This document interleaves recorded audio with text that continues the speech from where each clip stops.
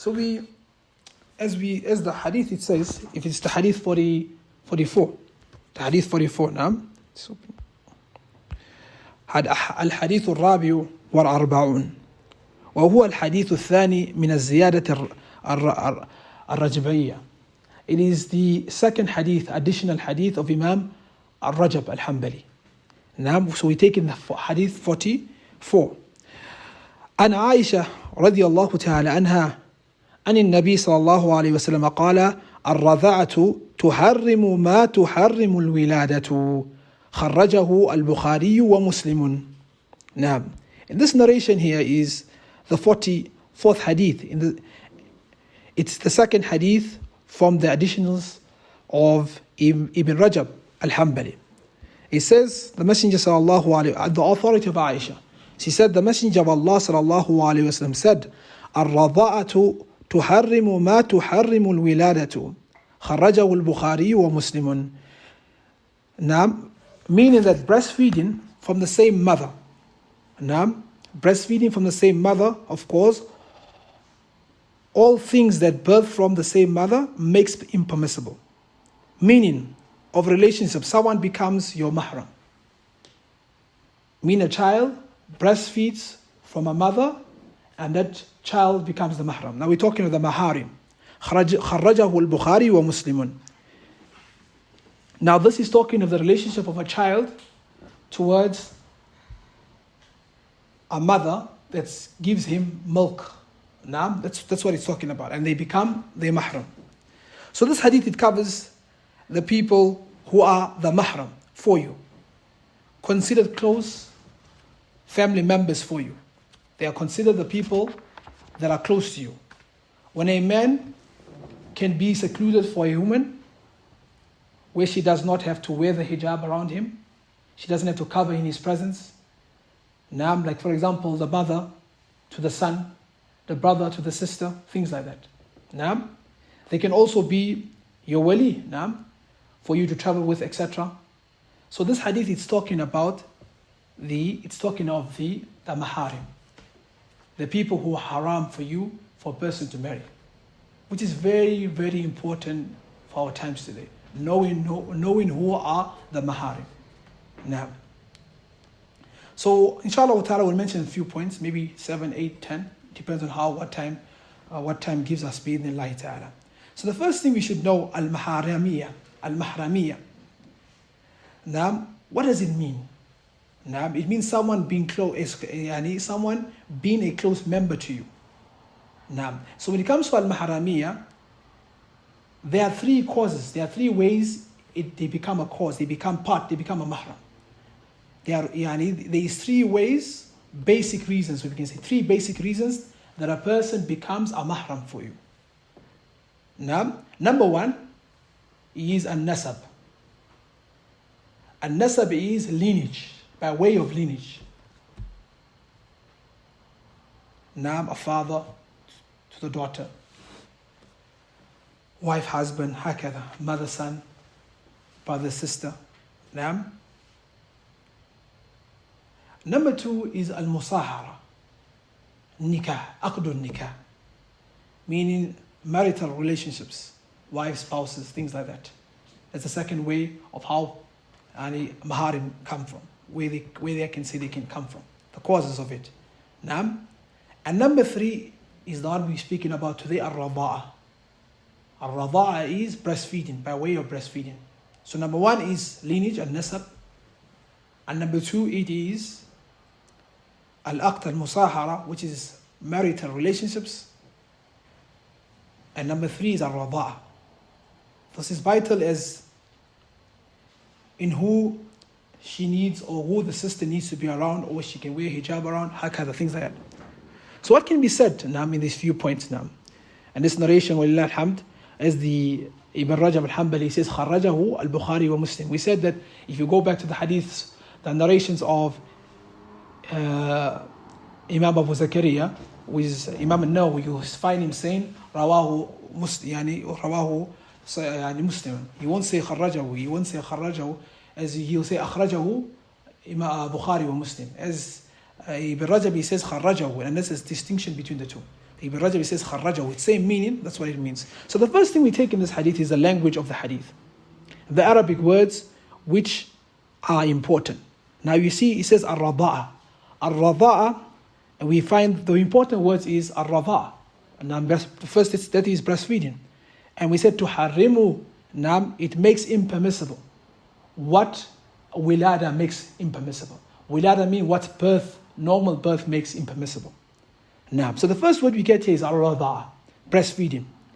A baby drinks from the mother, takes milk from the mother. The child breastfeeds from his mother.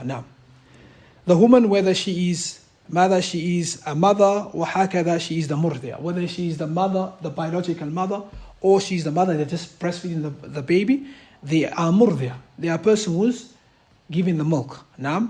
I think in the English words, the wet nurses, I think. You can call that. So only females can breastfeed.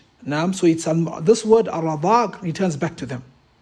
It returns back to them. The second word you find also in this hadith, to harimu. To harimu comes from the word mahram. We normally say he's a mahram, she's a mahram, things like that.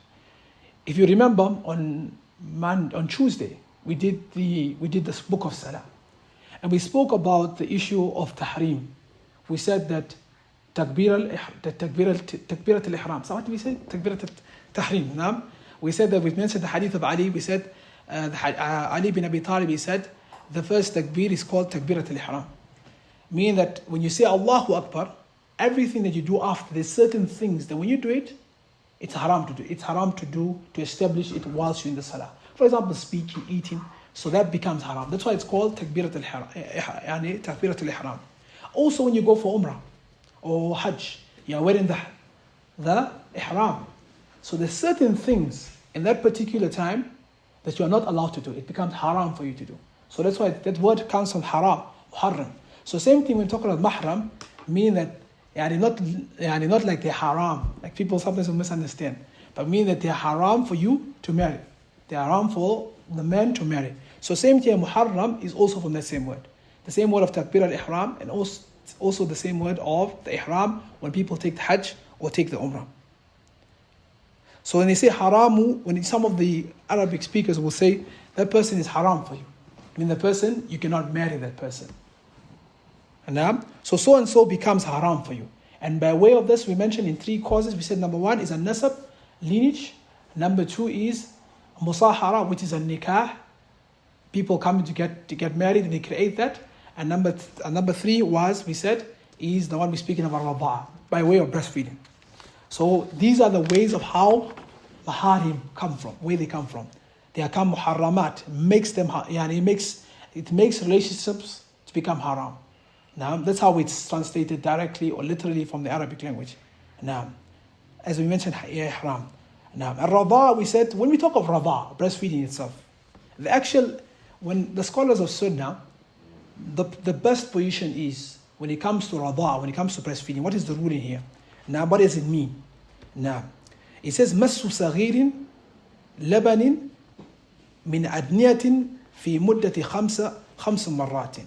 He says it's suckling of a child from a female human being in its legislated time, 5 completed times. Why is this khamsa marratin? 5 completed times is very important. Because the child must drink from the mother until the child is full. And that's when you can say now that is a brother of Rada, or that is a sister of Rada. That is a sister of Rada, or that is a sister of there's a sister in breastfeeding, or what can I say, Rada. So the scholars say this is the best definition. It's massu saghirin labanin min adniyatin fi muddati khamsa marratin. Suckling of a child from a female human being in its legislated time. 5 completed times.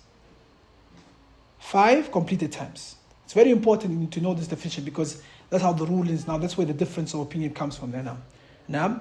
So, and also other scholars added on the views now. A young child has to be in the first 2 years.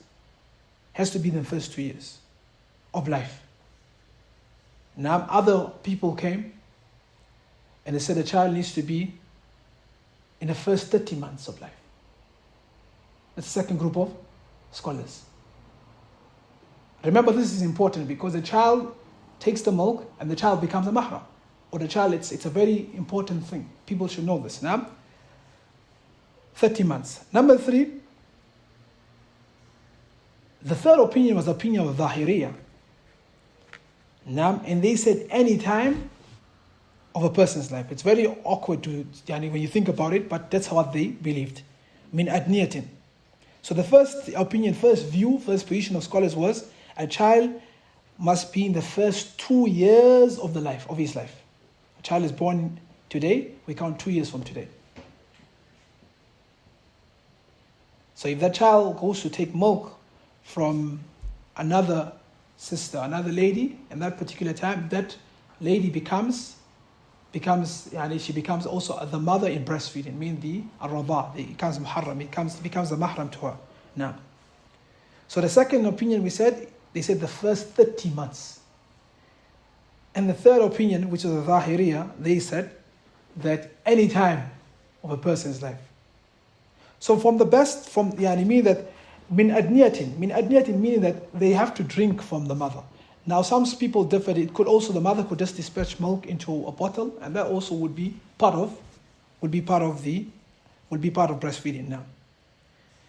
So it says 5 legislated times. That is the best, I would say. 5 legislated times. The best definition will be the child taking milk from a female human being 5 legislated times. That would be the best way to define that.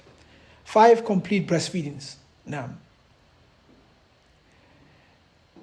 And now also to add that is the hadith of Aisha, al-Mu'mineen, which comes in the Sahih of Imam Muslim, which she says, كان فيما أنزل من القرآن أشر رضات معلومات يحرمنا.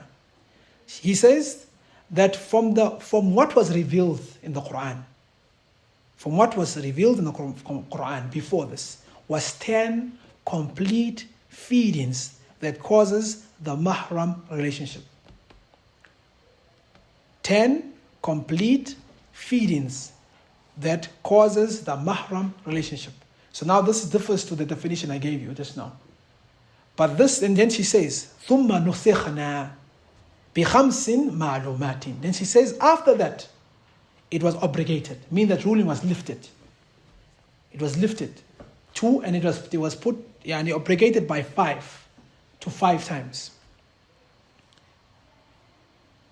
فتوفي رسول الله صلى الله عليه وسلم وَاتَّفِيمَا يَقْرَأ مِنَ الْقُرْآنِ.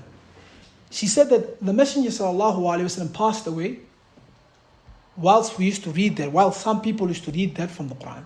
Meaning that some of the ayat, when they were lifted, when they were abrogated, meaning the rules were lifted, now some of the other companions still used to recite it until they were told that now that verse is no more there. It's not a verse, it's lifted, that rule is lifted. So Aisha, she says that it used to be 10 times. When we're talking about breastfeeding, it was 10, the rule was 10 times that a mother gives milk to the baby, to the child. And then the rule was lifted, it was abrogated. Now, until to 5 times. So that establishes the definition I gave earlier on. The definition when we said it is 5 complete breastfeedings. Now that's the definition we gave earlier on. So these were amongst the verses from the Quran that were, I would say, abrogated and lifted. Now their rulings no more are in act now. طيب. So now we go to another point, is what is the time? And because remember we spoke of the 3 views. The first people said they would 30, and the first people said 5 times, as long as the child is within the age of 0 to 2 years. The second one we said 30 months, and the third one said at any time of a person's life, as the people of Zahiriyah. So what is the time of breastfeeding? Can a grown man take milk and then he becomes a mahram? No. So the first position is, it must take place, this is the position of majority of the scholars. Now, it must take place in the first 2 years of the child's life. As Allah says in the Quran, وَالْوَالِدَاتِ يُرْضِعْنَا أَوْلَادَهُنَّ حَوْلَيْنِ كَامِلَيْنِ. Mothers breastfeed their children in 2 full years. نعم لمن أراد أن يتم الرضاعة, for any of those who wish to complete the breastfeeding. So that ayah establishes 2 years of a baby, of a child that's born. نعم. And the second position was the Hanafi scholars, the Ahnaf. And they said, they quoted the verse from Surah Al-Shu'ara, if I'm not mistaken. They said, وَحَمْلُهُ وَفِصَالُهُ ثَلَاثُونَ شَهْرًا. They said 30 months. They said 30 months. They brought the ayah and they said, which says, وَحَمْلُهُ وَفِصَالُهُ ثَلَاثُونَ شَهْرًا. Carried as a fetus in the mother's womb, along with the term of breastfeeding, is a total of 30 months. Now, it's a total of 30 months. So that's why the scholars said this has some weakness to it. Now, so because the angle of evidence of this is weak. Now, it's kind of weak because it covers the pregnancy and the breastfeeding. 6 months when a child is considered being alive in the womb, and also when a child now becomes a baby out of the mother's womb. So based on this, scholars said this has some weakness in it. So this, because they counted while the child is in the womb, and also they added on when the child comes out. So the first group, we said, they are in the position that in the first 2 years of the life of life, and they quoted the hadith or the ayah in the Quran when Allah said, وَالْوَالِدَاتِ يُرْضِعْنَا أَوْلَادَهُنَّ حَوْلَيْنِ كَامِلَيْنِ. Mothers breastfeed their children in 2 full years. لِمَنْ أَرَادَ يُتِمَّ الرَّضَاعَ, for any of those who wish to complete the breastfeeding.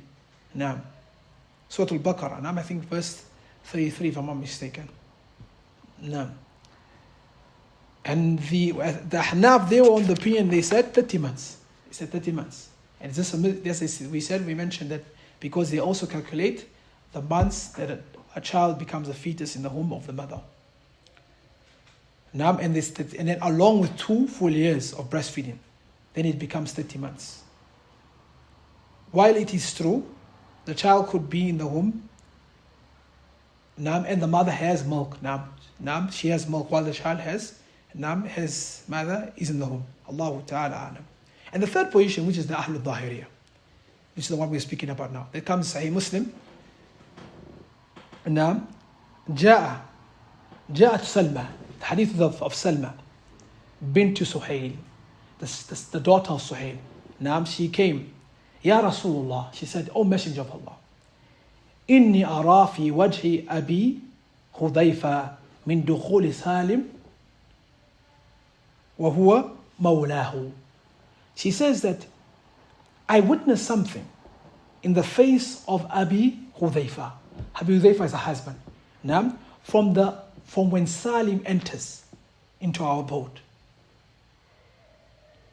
And then she says, and he is a freed slave of Abu Hudhayfa. So she came to complain to the Messenger sallallahu alaihi wasallam that Salim enters. Remember, Salim grew up in Abu Hudhayfa and them's house. And he's a freed slave. So he'd go into the room, hakada, things like that. And she came to complain to the Messenger sallallahu alaihi wasallam. She says she sees Abu Hudhayfa's face changing. And then from there she says that because they had him as a boy and he grew up into manhood, now he becomes a man. He says, other narration says, إِنَّهُ ذُو لِحْيَةٍ. He's a man of beard. He has beard. He has reached the age of adolescence. So now Abu Hudhayfa is no longer comfortable of having him come to his bedroom in a boat now.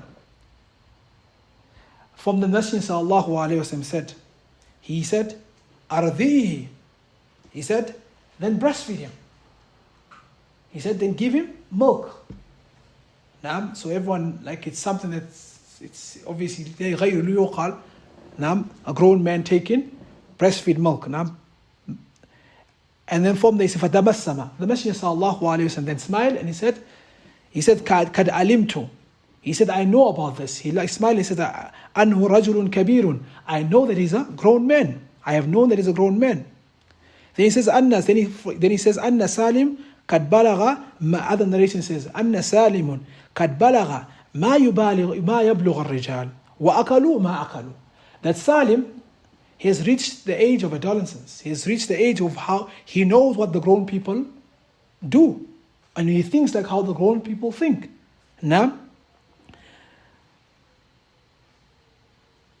And now he's entering upon us. That's what يعني, Salma is saying to the Messenger sallallahu alayhi wasallam. Then the Messenger sallallahu alayhi wasallam then said, "Ardihi tuharrimi alayhi." He said, breastfeed him. And now you will become a mahram for him. Breastfeed him, you will become a mahram for him. And then he says, وَيَذْهَبْ الَّذِي فِي نَفْسِ أَبِي هُذَيْفَةَ. And that will go, yani that's troubling Abu Hudhayfa will go, the discomfort will go away. Now. And then that happened, she went back, she did that. وَرَجَعَ. She came back to the Messenger sallallahu alayhi wa. She said, Alhamdulillah, now it has gone. Meaning that now she has, Abu Hudhayfa, Salimin has become a mahram. Now. So now this issue here now, this is where the Dhahiriyah, this is the evidence. Dhahiriyah, if people don't know Dhahiriyah is a group, it's a madhab, now called Ahlul Dhahiriyah. I think if you read some books, they write it down as Z, they say Zahiriyah, but it's called Dhahiriyah. Dhahiriyah is another madhab. They are the people who, they call themselves a madhab that is apparent. They work with what's apparent. If it happened, we do it, that's what they say. And this is like from the fadh, even we do know from the madhahib that broke out, we know Sufyan Uyayna had a madhab, Sufyan al-Thawri also had a madhab, but those madhahib broke away. But in Abu Hanifa remained, Malik remained, Ahmed remained, Shafi remained, also Dhahiriyah remained. Dhahiriyah is also a powerful madhab, but it's not really common now. Only few people established. So Dhahiriyah are people who work on what they feel is established. So they say as long as it happened, we're going to do it. So if you translate the word Dhahiriyah, it means apparent, Dhahir. It comes from the word that's Dhahir, apparent. They call themselves Ahlul Dhahiriyah. We are the people of transparency, meaning that whatever came in the Sunnah, we take it. So this was their view. They viewed it at any time. So this position was rejected by other companions first, before the scholars. The other companions. Meaning it was specific to Sahla. It was specific to Sahla. Now, as Aisha, Salama confronted Aisha. She said, إِنَّهُ يَدْخُلْ عَلَيْكَ غُلَامٌ أَيْفَى. Indeed, young men are entering about the age of puberty, are entering into your abode. الَّذِي مَا أُحِبُّ أَن يَدْخُلَ عَلَيَّ. Salama is saying that if that's for me, I wouldn't allow them to enter into my room. And this narration indicates mother, it indicates the messenger was no more. The messenger passed away at this time. So he said, indeed, young men are entering into your private place where you are not covered, which I will not allow that. Salama is advising Aisha al-Mu'mineen. الَّذِي مَا أُحِبَّ يَدْخُلَ عَلَيْهِ. The kind of men I won't like entering into my area. That's what she says. And then Aisha said to her, أَمَّا لَكِ فِي رَسُولِ اللَّهِ صَلَى اللَّهُ عَلَيْهِ وسلم أُسْوَةً. Are you not an example to the Messenger sallallahu alayhi wasallam? Don't you take the Messenger as an example? Now, Aisha is telling Salama. Inna imrata Abi Hudhayfa. She mentions the hadith that we spoke about of Salma going to the Messenger sallallahu alayhi wasallam. She's screaming or she's complaining about Abu Hudhayfa changing of the mawla, about the slave. And then from there, he says, don't you know about that issue of Salma? That's what Aisha tells Salama. Now, so Aisha's position now is at the position that grown men can take milk from a breastfeeding mother. Now, ala kulli hal, let's go look into another narration. That is the position of Dhahiriyah. Now, in the narration in the Sahih of Imam Muslim and Bukhari, before this, we should understand that the companions, they were the first people to disallow this view that any grown man can take milk. Now, and then they mention the hadith of the Messenger sallallahu alaihi wasallam that comes in Sahih of Imam Muslim. Sahih of Imam Muslim, إِنَّمَا الرَّضَاءَ مِنَ الْمَجَاعِةِ. He says breastfeeding is to feed the hungry suckling baby. Meaning that a baby needs to be hungry. إِنَّمَا الرَّضَاءَ لِمَجَاعَةِ. Breastfeeding is only for hunger of the child. Now we don't really now have to think about it. The child is to be hungry, hakada. Now that's what the Messenger sallallahu alaihi wasallam means, that it's specifically for the child. Now, so Imam Muslim, he brings the confrontation of Salama to Aisha, And other wives also refused to let anyone, based on this narration, based on this view. They refused to go with this view. And they believe that the other wives refused for anyone of such suckling or such drinking of milk to be taken as mahram. Based on such a breastfeeding. That particular breastfeeding. Meaning a grown man takes milk, not necessarily breastfeeding, meaning the mother can put it into a bottle and the person can drink from it, give those type of things. So the wives of the Azwaj of Nabi sallallahu alayhi wasallam, they refused for anyone of such drinking to be taken as a mahram based on such particular breastfeeding. Other than that, if the child is young, they had no problem with that. And then in the Sahih of Imam Muslim, the confrontation of Salama, she says, وَقُلْنَا مَا أَرَاهُ هَذَا رُخْصَةٌ ما أراه إلا هذا رخصة رخصه رسول الله صلى الله عليه وسلم لسالم. He said, by Allah, we do not view it as a general excuse. Rather, it was specifically for Salim. For Salim, who's Salim? Salim is the Mawla of Abu Hudhayfa, meaning that the slave of Abu Hudhayfa. He says, وَكُلْنَا مَا أَرَاهُ. We don't see هذه رخصة. We don't see this as a reason for us to take. إِلَّا رُخْصَةً. It's not a general statement. Rather, it's a statement, or it is specifically for Abu Hudhayfa and Salim. That's what Salama says, and this is the narration that Imam Muslim brings in his Sahih. Now, so the definition I would say that is the strongest definition is the legislated time is 2 years. And this is 2 years when a child is born, and this is the majority of Ahlul Sunnah from the time of the companions until after that now. After that. And Allah Ta'ala Alam, Allah knows best. Number 4, another thing is, this narration was mentioned in 3 scenarios. This narration we're taking today was mentioned in 3 scenarios. Number 1 is Asnada Hafsa. And also this will give you some understanding as well, a broader understanding in what we're talking about. Ista'adana Hafsana. Naam. So the uncle of Hafsa, he came, the uncle of Hafsa. Naam. The uncle of Hafsa from a breastfeeding relationship, meaning the brother of the father in a breastfeeding relationship, meaning the husband's brother. Now, Hafsa, she used to enter into Hafsa's house. Then Aisha went to the Messenger of Allah, she had concern. She said, لو كان فلان حي دخل علي. She said to the Messenger of Allah, so you're telling me, if my uncle from a breastfeeding relationship comes into my house, he would be allowed to enter into my house?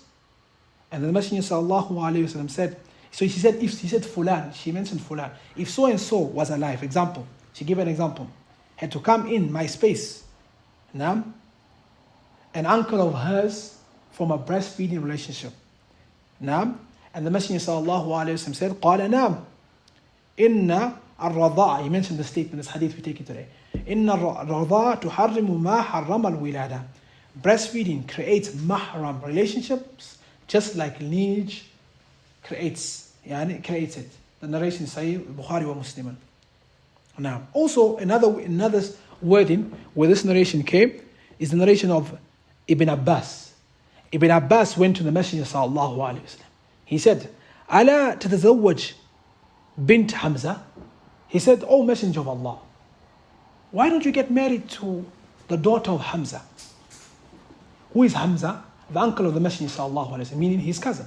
Remember, cousins are allowed to get married. Now, he says, he gave him a suggestion. Abdullah ibn Abbas went to the Messenger sallallahu alaihi wasallam. He said, "Ala tatazawwaj bint Hamza." Why don't you get married to the daughter of your uncle? Why don't you get married to the daughter of your uncle who is the uncle who is Hamza? Naam, meaning his cousin. And then the Messenger sallallahu alaihi wasallam said, "Inna bint Hamza fi akhi fi rafa." Naam, he says أختي, so he said أختي في الرضاع. He said she is the daughter of my brother. Sorry, he said إنما ابنة أخي في الرضاع. إنما ابنة أخي في الرضاع. She is the daughter of my brother from a breastfeeding relationship. So even though lineage was there, meaning even though she is a cousin, that the Messenger sallallahu alaihi wasallam would marry her, but he says that she is the daughter of my brother from a breastfeeding relationship. So she is haram for him to get married to. Then he mentioned the statement, he said, إِنَّمَا الرَّضَاءَ, the same narration we take it today. إِنَّمَا الرَّضَاءَ تُحَرِّمُ مَا حَرَّمَ الْوِلَادَةِ. He said breastfeeding relations makes a mahram just like the bloodline relationships. Now, and the third time this statement was mentioned is also the statement of Aisha. And this is mawquf. Mawquf, I mentioned it many times. When you see a book says mawquf, it means it's not the statement of the Messenger sallallahu alaihi wasallam. It's the statement of the companion. So this statement is mawquf in Aisha. I mean, Aisha said this. Now, where Afla, Abul Qais, Afla, who is the brother of Abul Qulais, استأذن بعد أنزل الأحكام الحجاب. Now, after the rules of hijab were brought down, Afla, who is the brother of Abu Qulais, istadhan, used to enter. Now he used to enter into the houses now. And then I think it's Hafsa, if I'm not mistaken, Hafsa.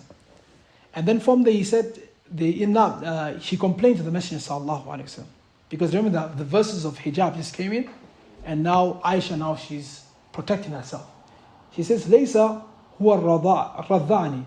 She says that he's not the one who breastfeeds. Now she's complaining to the Messenger sallallahu alaihi wasallam because Abu Qulais, the brother of him, his brother is coming into the house. So meaning her uncle, by way of breastfeeding, is entering into the house. Afla. Then she complains to the Messenger. She says, Ya Rasulullah, he's not the one who gave birth, who gave me milk. Naam, that I drank milk from. Walakin imra'atu, but rather it was imra'atu it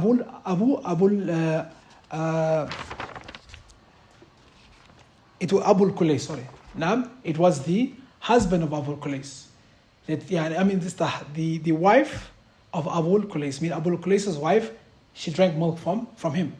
So she complained to the Messenger, what does the brother want in the house? Now, he's not supposed to be there because that's what she's saying. Now, so Afla the brother did not breastfeed me. Rather, the wife of Abu Qulais is the one who gave me milk. And the Messenger sallallahu alaihi wasallam told her, i'adhin lah. He said, adhin lah, فإنه أمك يعني في الرضاعة. He said that let him in because he is your uncle by way of the breastfeeding relationship. And then he said tarbit. He said tarbit yaminak, meaning that may your right hand be in dust. Meaning that the Messenger is telling Aisha, I'm surprised that you don't know this. I'm surprised that you don't know this. You're fighting for this, but I'm surprised you're supposed to know this. That's what the Messenger sallallahu alaihi wasallam said. Then she mentioned, after then he mentioned the statement.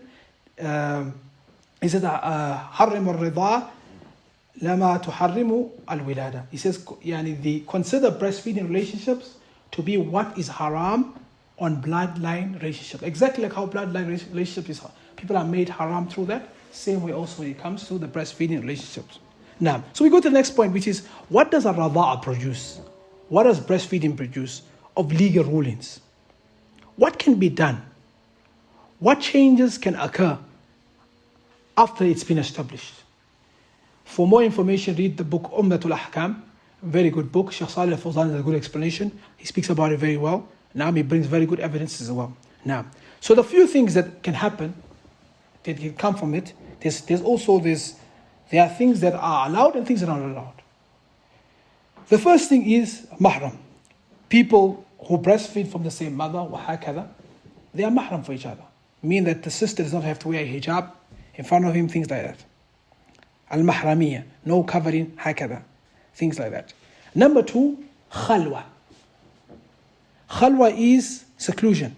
Meaning, for example, your brother that's in breastfeeding relationship, you can go on a journey. He can be your mahram. For example, you're traveling from here to a place of Nam, it's allowed for that. And they shouldn't be, subhanAllah. Continue, sir. They shouldn't be, what I would say, they shouldn't be things covering. Like, I mean, it's not a must that she can cover in front of him.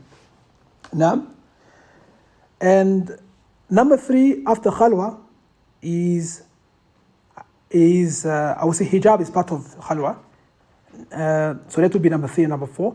Mahram, khalwa, hijab. And number 4 will be another. Another means they may look at each other, given the fact that they are dressed in an acceptable manner, of course. Now, so this is what rada'a gives you. This is what rada'a gives you. When it comes to, and also there are legal consequences when it comes to rada'a. There are legal consequences when it comes to rada'a. Number 1 is your brother, by way of breastfeeding relationship, cannot inherit. He does not inherit. Now, number 2, nafaqa.